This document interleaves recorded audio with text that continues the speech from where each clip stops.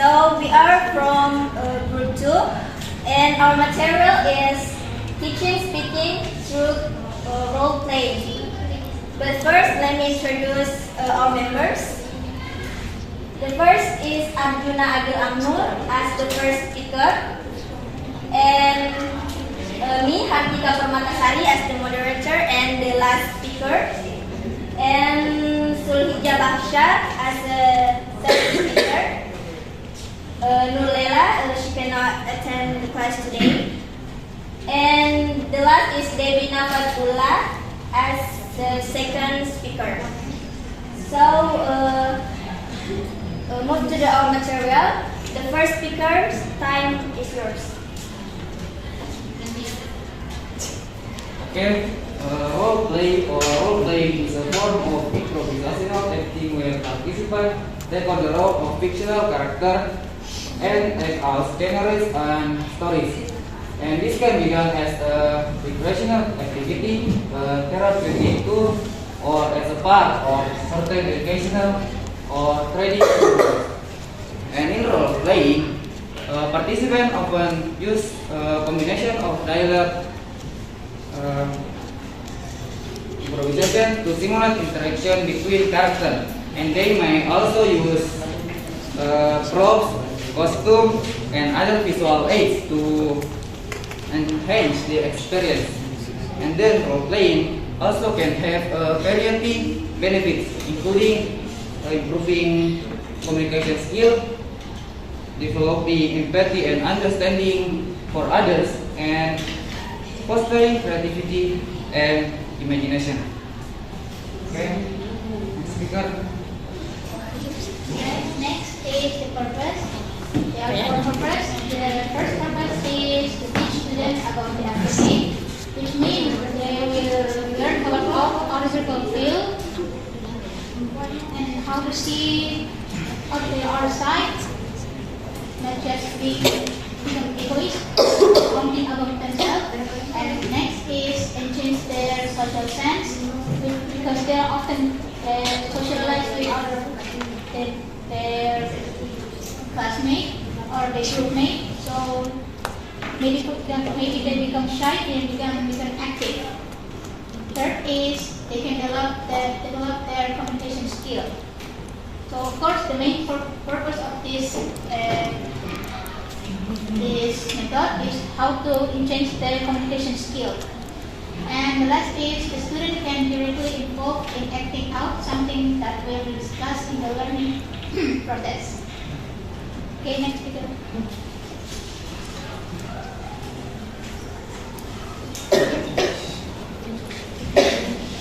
Next is advantages. So there are four advantages that in this strategy. First one is can be influenced with strong and long-lasting in the memory of students. So in addition to being a fun experience, this also provides knowledge that is embedded in the brain's memory of students. Students train, understand, and remember the contents of the material to be dramatic. So students will be trained to be innovative and be creative. So what is very interesting for students. So it is possible to make class dynamic and emphasis. This strategy will be fun. Those encouraging active participants and students. In addition, this will evoke a positive response for students who are weak, less proficient, and less motivated. The third is generating and spirit of optimism in students and fostering a sense of togetherness. So this strategy makes interaction between students and another students more intensive and can unite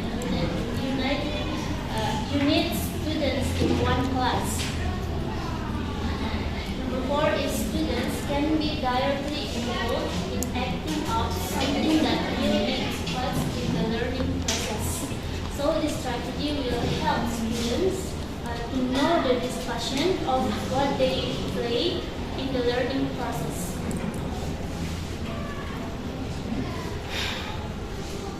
Right? And is disadvantage.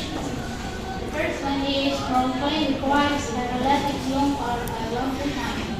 So one of the disadvantages is role playing methods will need a longer time because they need more prepared time, such as making costume, dialogues, scenes, and actors.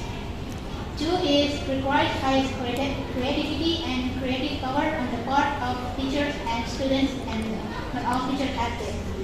So, of course, this method needs so many creativity, maybe on program stage and costume. Third is most of the students who are appointed as actors feel embarrassed to play a certain scene. Fourth is if the implementation of the role play fails, not only can it give a bad impression, but at the same time means that the learning objectives are not achieved. The fourth is not all subject matter can be presented through this method. Although this method is very good to increase the speaking skills, but many of the materials or the subject matter can be presented through this method. Okay. The next is steps for using role play. Do you guys remember? But I'm sure you remember in second semester we have a course called Introduction to Literature. In that course, for the finals, we have to make some drama, right? Yes. We are knowing it. We are have done this method before. So the drama that we do before in second semester, it is called a role play method. Okay, so but a role play method has some steps. So the first is students are divided into several groups. After that, a teacher gives a topic for each group. It is optional because whether the teacher gives a topic or students can have their own topic. And next is after that, students select the situation and create the dialogue. This is also an optional because students can make their own dialogue, or we are as a teacher can give them the dialogue. So they just playing their role, their character. So after create the dialogue, they need to practice. This practice can be a short term like 5 minutes or 10 minutes practice in the classroom, or can be a long term like 1 week, like what we do in second semester, 1 week, because we have to prepare our drama like properties or our own character. After practice for some time, the students need to perform the situation in front of class, and the other group member give comments and suggestions. Also, teacher gives comments after all groups perform. So we have some examples. Our group have two ways to use this role-playing methods. The first is through drama. We're gonna divide students into several groups and give them dialogue or certain drama. We can use a Disney drama like Cinderella or other Disney drama. So they have their own character. It is a long-term practice for 1 week or more. So the second way is through a particular character. So basically, role play is not just about the cartoon character. A news anchor, a policeman, or a king or queen is also a character, even though they're not a cartoon character. So in our mind, policeman is someone who have their own charisma, right? they are a cool person who beat the thief, something like that. So it is also called the character. So role play is become someone else. You're not yourself. You're playing others character. Like to be a news anchor, like in TV1 or other channel televisions, and to be a king or queen, which is we know a king has or queen have a strong character. So we need to play the character. So that we call a role play. So okay, they're all from our group. Thank you for your kind listening. So thank you. And if you have a question, guys, you can raise your hand. Thank you for giving me the opportunity to ask the question that I've been made. So my name is Monivia Utami. People call me Lydia. What are the drawbacks or disadvantages of teaching speaking using this role-playing method? And as a teacher, how do you overcome if there are students who lack confidence when communicating, expressing themselves, or don't dare to express opinion, whereas what you explained earlier, that in methods expect students can collaborate and can play their respective roles. Thank you. Thank you. Oke, Assalamualaikum warahmatullahi wabarakatuh. Thank you for the opportunity, and I want to ask to group 2. And my name is Zahratul Aini, and my question is how to teach speaking skills through role-playing techniques, and what are the benefits of using this technique in learning English? Thank you.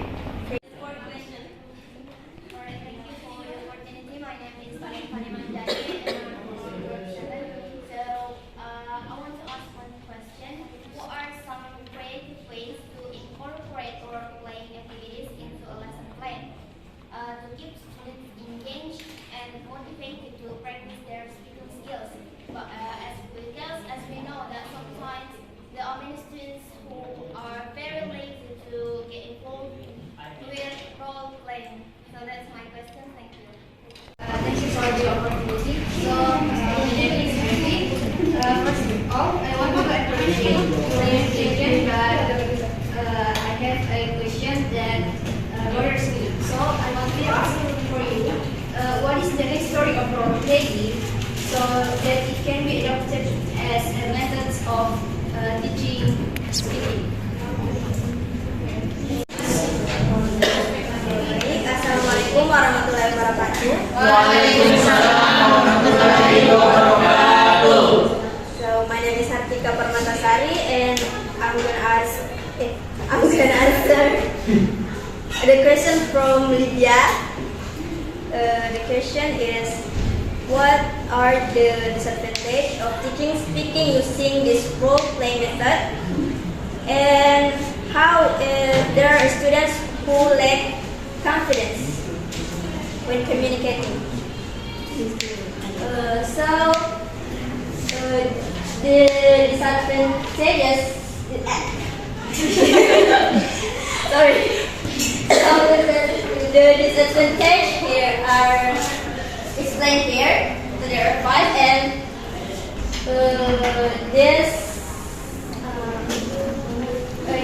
the third is most of the students who were appointed as actors felt embarrassed to play a certain scene. Okay, because they're afraid that they will give a bad impression for other students or the teacher. So let me answer this question. So I personally do a theater.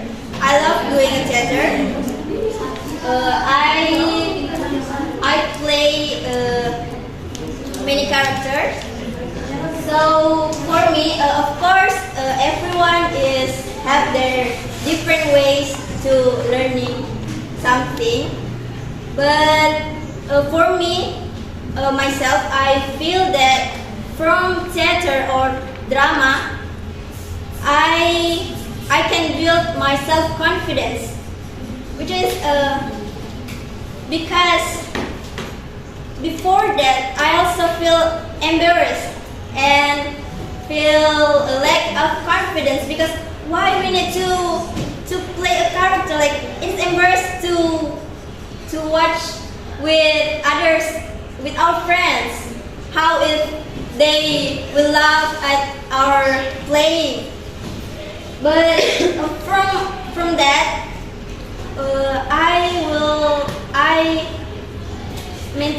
I build my self confidence because I think that is not only me. That is not just only me who play the character. Other person or other students are playing their own characters too. So why I feel embarrassed when someone or other person play their own characters too. We do the same thing. We do the same thing. So in my mind, I feel like I don't need to feel embarrassed because we have the same purpose. We need to perform. That's our purpose. And in role play, actually sudah mencakup semuanya, like how to produce a song, how we move, and how to express something. So secara tidak sadar pasti meningkatkan our self confidence, apalagi kalau kita punya mindset other person is doing the same thing. So that's how we gonna. So our group, what our group gonna do is we motivate the students that it's not just only you who play the role. So that's the answer. How, Lydia? Thank you. I would like to answer the question from So, what are some creative ways to incorporate role-playing activities into a lesson plan to keep students engaged and practice their skills? So, there are many creative ways to include role-playing activities for lazy students. Okay, so number one, give a student the opportunity to choose a drama that interests their interest. And the second one is put on one play drama. And then make it to be a strong role in the drama. Like I mentioned earlier, to me it like to be king or queen, so strong role. Then give them an appreciation. Serious in playing a drama, like here or Met the model for medical patient role in 1963 at University of Southern California. This program allowed doctors to practice taking medical histories and conducting physical examination by practicing in one-on-one scenario with role player. Jadi Howard Barrows menciptakan metode ini pada tahun 1963 di Universitas Southern California untuk agar bisa para dokter untuk latihan sejarah medis dan untuk melakukan pemeriksaan fisik sejak satu sama lain. Dan Howard continued to evolve this model in 1970 and into the academic world in 1980. Dan kemudian Howard mengembangkan model ini dan akhirnya menjadi populer di dunia medis dan kemudian mempopulerkannya di dunia pendidikan pada tahun 1980. Ya, seperti itu.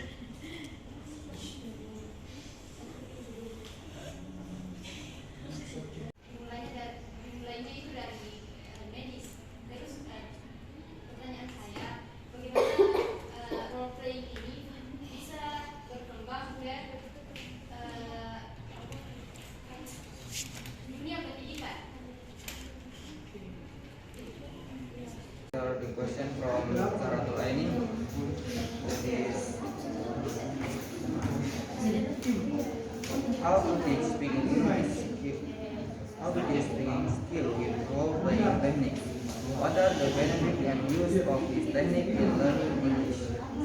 Your voice. In this role-play, participants are actually invited to become a character who already has his own dialogue in his story. And in the predetermined scenario, the participant will try to defend their roles and try to speak the dialogue according to the existing story. Then, based on this, the participant's speaking ability would try to speak with a set character or tone, and also using this technique can increase their interest in participation and be more active in learning English. Because this technique, I think, fun to use. We develop. Dari role playing tahun 1910. Ternyata setelah beliau meneliti teknik ini, playing role ternyata bisa digunakan untuk mendiagnosa kemampuan interaksi dan juga memotivasi individu untuk lebih memperhatikan kepada interpersonal impact-nya. Nah, jadi salah satu keuntungannya adalah membiarkan para pelajar untuk merasakan situasi yang asli di lingkungan yang aman.